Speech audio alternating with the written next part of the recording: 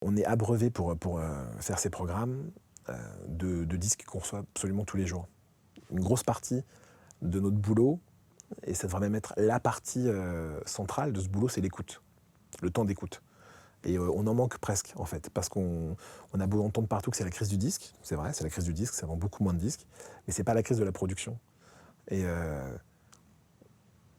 il y a des trucs dingues qui sortent de partout, il y a plein de petits labels, de micro-labels, d'autoprod qui débarquent, et on reçoit, je sais pas, les grosses semaines, ça peut aller jusqu'à 200 disques dans la semaine.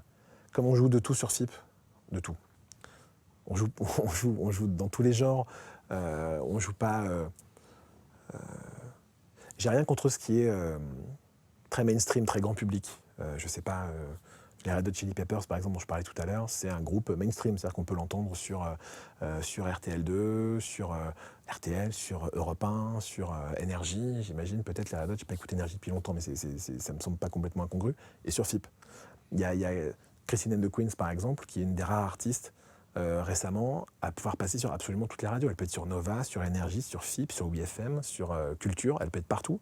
Ça arrive assez rarement. Donc ces trucs mainstream, ces artistes mainstream ne me dérangent pas, mais on est quand même épargné, j'emploie ce mot à dessein, de tout ce qui est la grosse variété française, par exemple, ou enfin, les gros trucs, quoi, les grosses prods, guimauve, sirupeux, sans aucun intérêt. Voilà, donc ça, ou tous les produits estampillés, télé-réalité musicale, radio crochet, machin, on n'est pas, voilà, tenu de jouer ces choses-là. Maintenant, donc, on joue du jazz, des jazz, parce qu'il y a plein de sortes de jazz, des musiques du monde, parce que je déteste l'appellation world music, il n'y a pas grand-chose à voir, même entre Youssou N'Dour et Rokia Traoré, qui sont deux chanteurs africains, mais qui leurs musiques n'ont strictement rien à voir. Donc la world music, c'est une étiquette. Puis entre Rokia Traoré et puis Tim Maya, un chanteur funk brésilien des années 70, c'est encore moins à voir, mais bon, il y a cette étiquette. Voilà.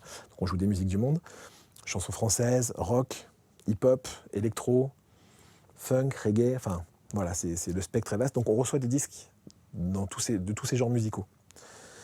Et il faut faire le tri dedans, il faut avoir le temps de les écouter. Et moi tout seul, j'écoute pas tout.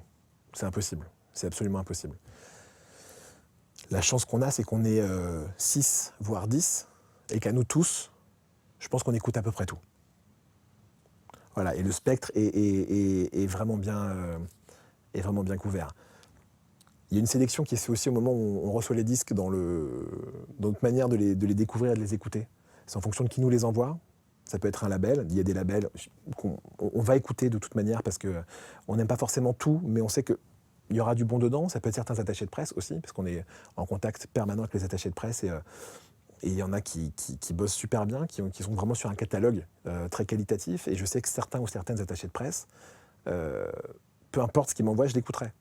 Ce qui ne veut pas dire que j'aimerais forcément, mais je l'écouterai. Donc il y a une première sélection qui se fait comme ça. Et après, sur ce qu'on ne connaît pas, des autoprods ou des micro-labels, la sélection elle est terrible, mais ça va se faire à la pochette, ça va se faire... Et dans 99% des cas, réellement, on ne se plante pas.